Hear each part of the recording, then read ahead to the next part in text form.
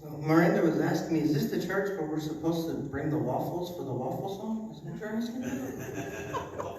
The waffle song? The waffle song? What song are you talking about? Where do you think we're at again? Turn the microphone back off. Oh, turn the microphone Oh, on. we're done. We're done? Okay. Well, thank you for having me.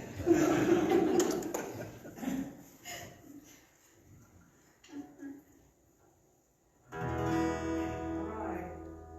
Are you ready? Yeah. We're ready. Okay. We'll start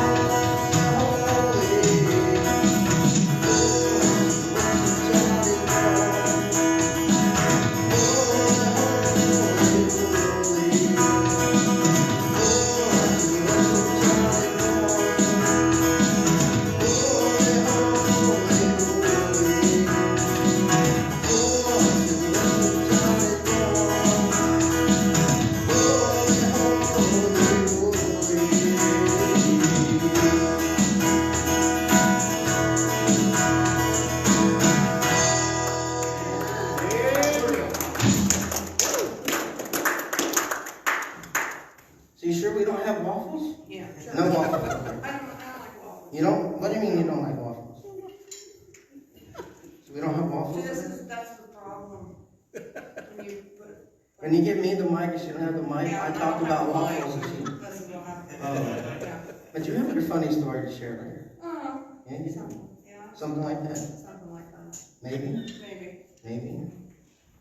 But if you feel like getting up and clapping and shouting on this one will really get you on your feet, hopefully. Maybe. Maybe.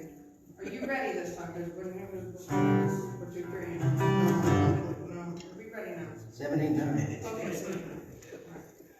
1, 2, 3. Go! No, he wasn't ready. We gotta go. Where are we going? We're going to get the waffles, right? You weren't on. I wasn't on. You didn't show up. And a 1 and a 2 and a 1 and a. All right. Right? Let's do this. Okay. 1, 2, 3.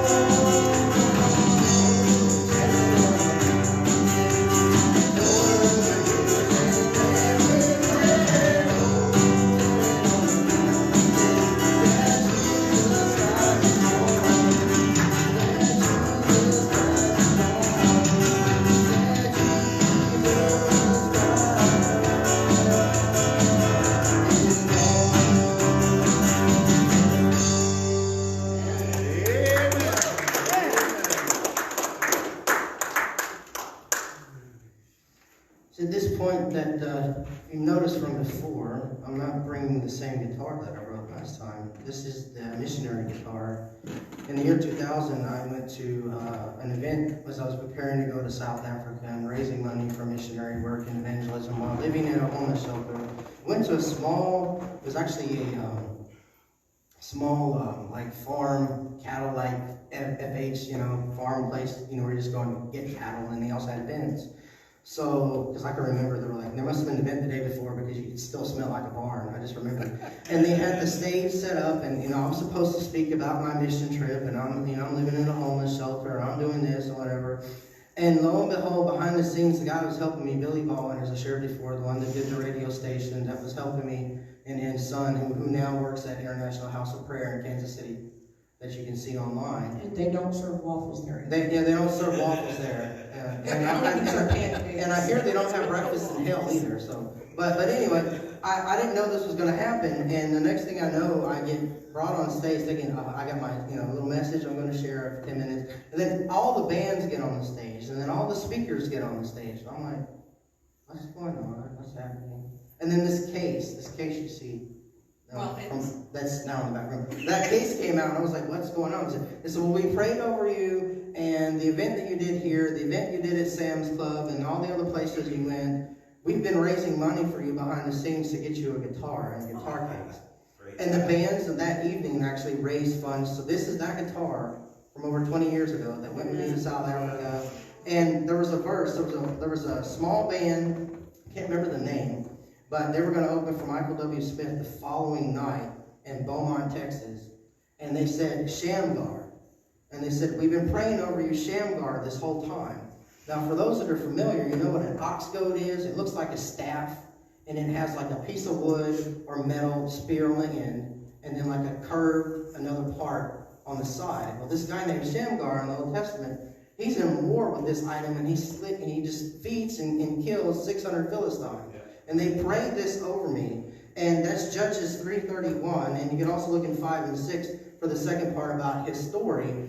And they prayed this over me, that God would use this guitar and my voice and my capabilities to be able to go forward and spread the gospel and defeat Satan and the devils and the demons of darkness, just like Shamgar did. And that I may be similar to like Lord of the Rings, The Hobbit. I may not go the wandering normal paths. I may go around a different way. I may be hidden for a while and then come out for a while and do different things that different people didn't do.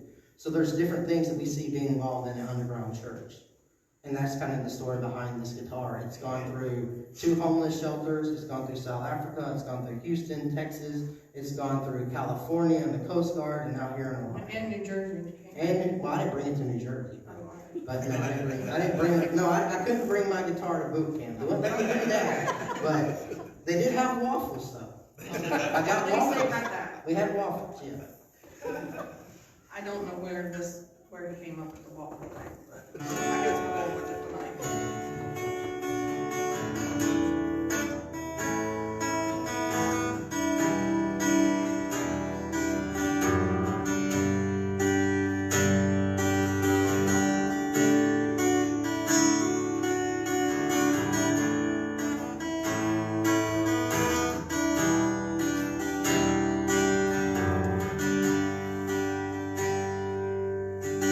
Light of the world.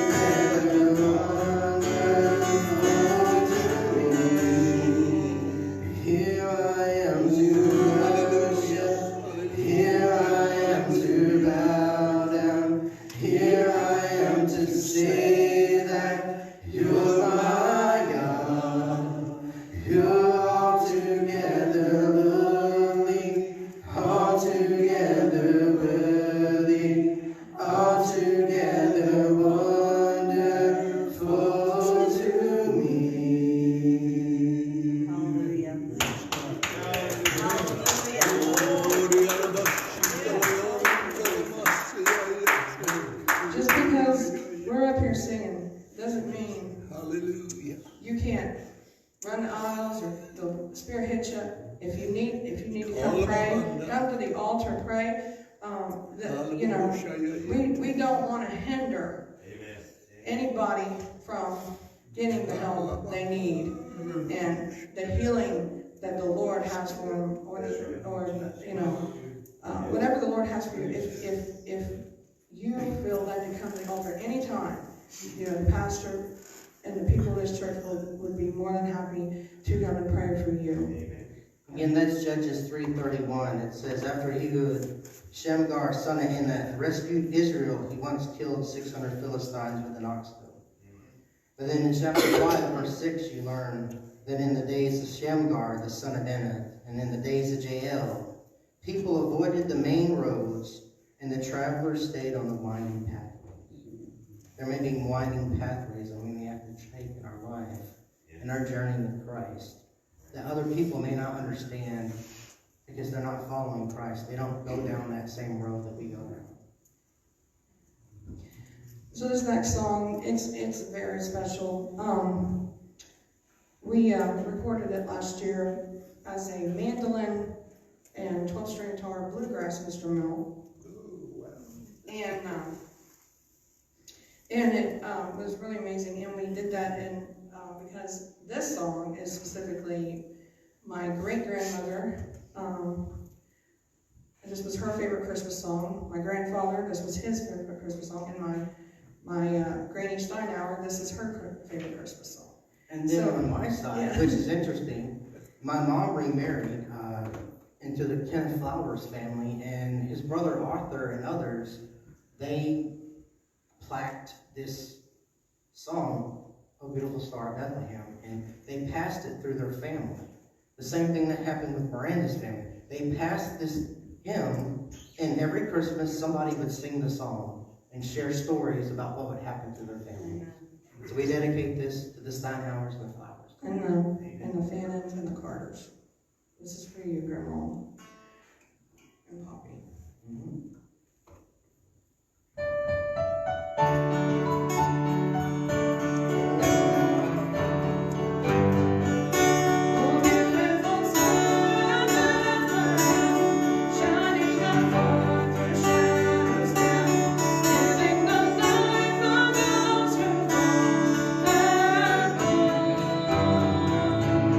Guiding the wise men on their way unto the place where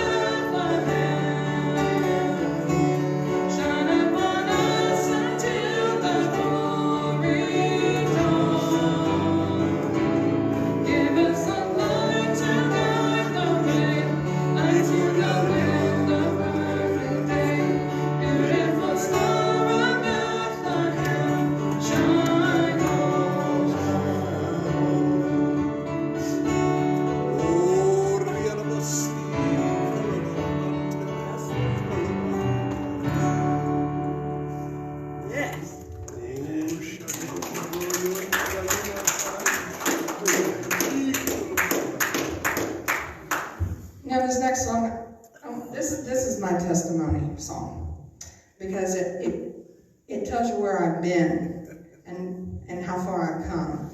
This next song was written by a lady, I knew her by Debbie Myers when I was a little girl, and she then became a Gold, Debbie Gold, but when I knew her, I was about 4 or 5 years old, and my aunt played the drums for her. And she recorded an album, and my aunt played on that album, and that's why I started at 3 years old playing the drums. And I would listen to this album, Debbie's album, and I had a little piano, and I'd set the cassette tape. That tells you all I am. Set the cassette tape on top of my little piano, and then I'd sit and I'd play along with the album. And my mom said, when I was 4 and 5 years old, she says, I knew you were going to be a musician, because when you listen to the songs, when Debbie would play the piano up high, you'd go up here, you know, and then when she played down low, you'd go, you know, and she says, you knew where to play. And I always wanted my dream was always one day to play one of Debbie's songs. Now, when I was, about 4 or 5 years old, my grandmother, my dad's mom, played piano, and she taught me how to play Mary Had a Little Lamb. And so that was actually the first time I ever learned to play the piano. And that was the only song I knew how to play until I was, like 21 years old, when I finally took up the piano. And so this song is full circle, because Debbie wrote the song, and it's called Mary's Little Lamb. I hope you enjoy it.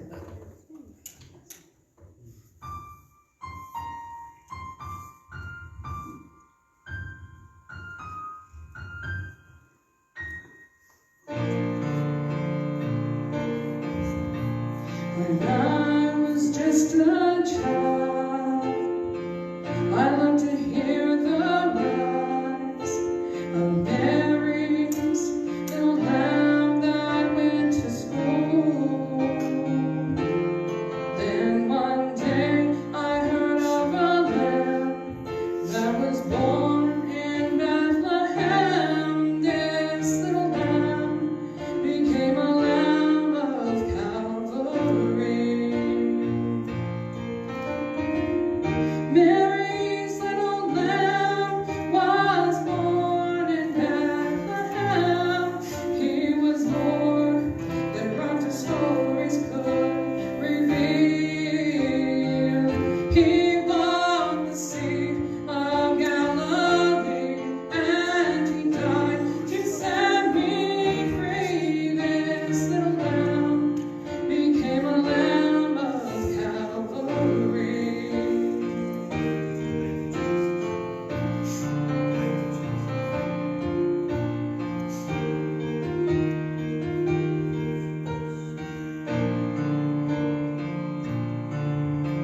Now Mary's little lamb, he didn't go to school, but he taught us of his Father's golden rule.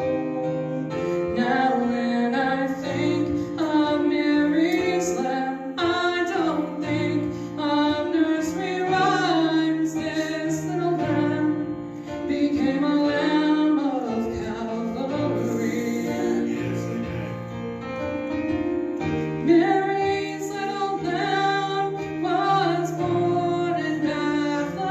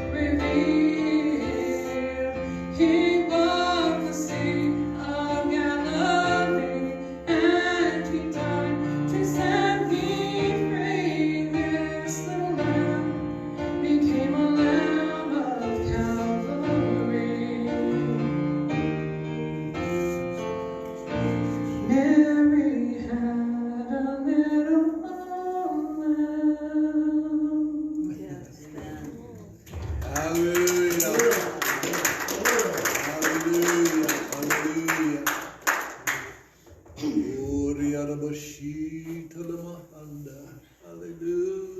hallelujah. Now we're going to go into our classical instrumental portion. So we hope you enjoy these traditional Christmas carols that we have arranged, and we hope it blesses you. And that last song was very emotional because what I forgot to tell you was Debbie passed away earlier this year from COVID. Yeah, and so now I recorded this song. I did a video and I loaded it to my YouTube and stuff. And my mom was friends with her, and my mom actually sent it to her quite a few, well, 5 or 6 years ago. Sent it to her, and she said that was just, it was such a blessing, and she was just so honored that I would sing her song. And I remember her all these years, and but it's just sad that tonight she, you know, hopefully heaven lets her hear her song. That some, you know, people are still singing her songs, and people remember in sharing how much of a blessing she was.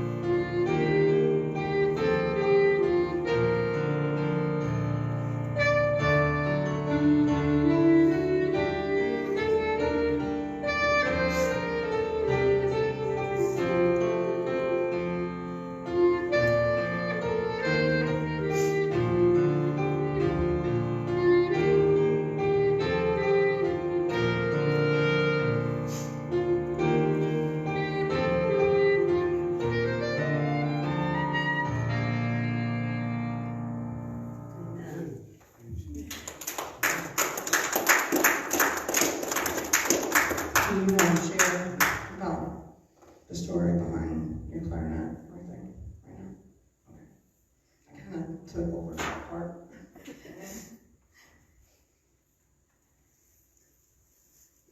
Everything has an amazing testimony. Well, the interesting thing is about this one, though, is this is the second one that was purchased at a church. That, what were we doing in Lancaster? Why were we there? We were at gender reveal for my niece. We were at the gender reveal for my niece. Oh yeah, so the gender reveal for a niece was in this church, the Faith Memorial Church in Lancaster.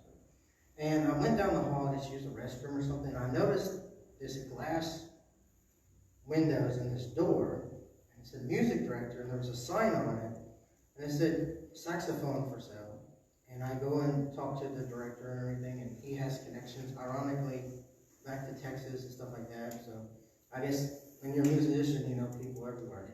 So anyway, I ended up purchasing the saxophone, which is the saxophone that I had when I was year 99, graduated high school, went to alternative school, and the truck blew up and all these things happened. My band director, Carol, who is now remarried, Carol Lawson, says, hey, why don't you learn the saxophone in a week and go try out for a scholarship? So I go and get this saxophone, I practice it, I go to Angelina College, I win the jazz scholarship, I go and try out on the phone for Stephen F. Austin University, I get a 4-year scholarship, and then my truck explodes and catches on fire, and I lose both scholarships. And I'm homeless within a year maybe.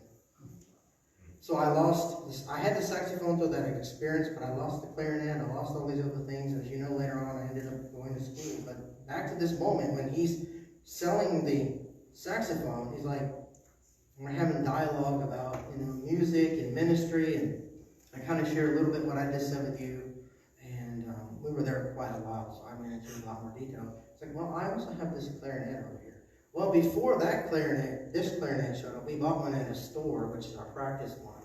And then he had this one. This was more of a professional one like my band director had.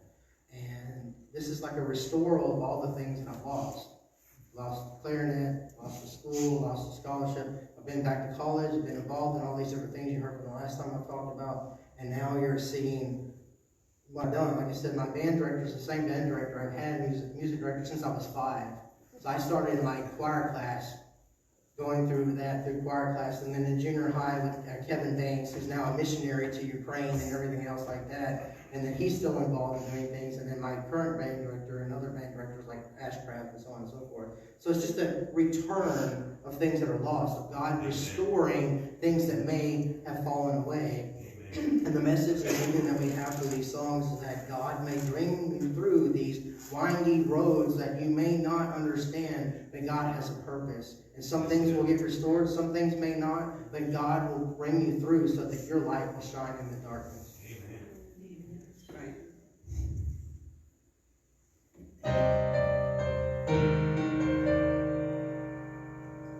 Let me start over again.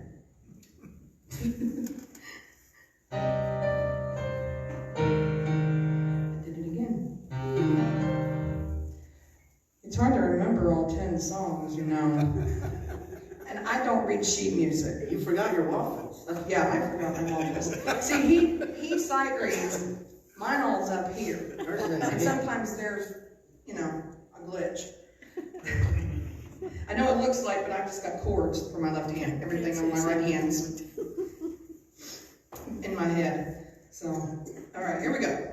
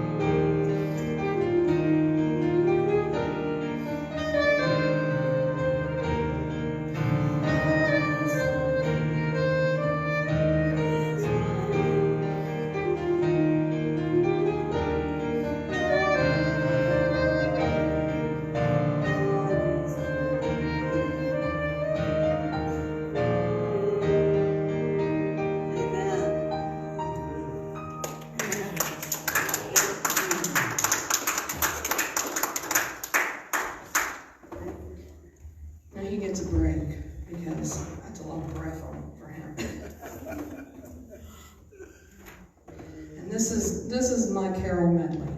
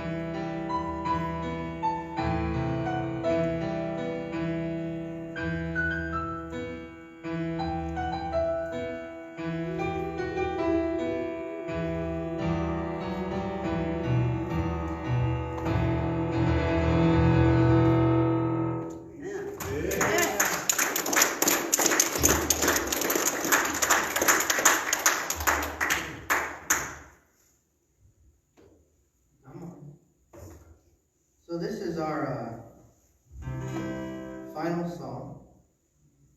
And I think that too many times we're always looking for a direction, as I said, with the verses in Judges about winding pathways and things that are happening in our lives. And there's too many people that try and want to have power, want to try and make multiple paths for people to choose. And we live in a day and time with the culture trying to tell us to go all these many paths. But us, being Christians, knowing what Jesus Christ has done for us, knowing that this season, this Christmas season, that He is the King of Kings, He is the Lord of Lords, and that there is no one more powerful than our God. Amen.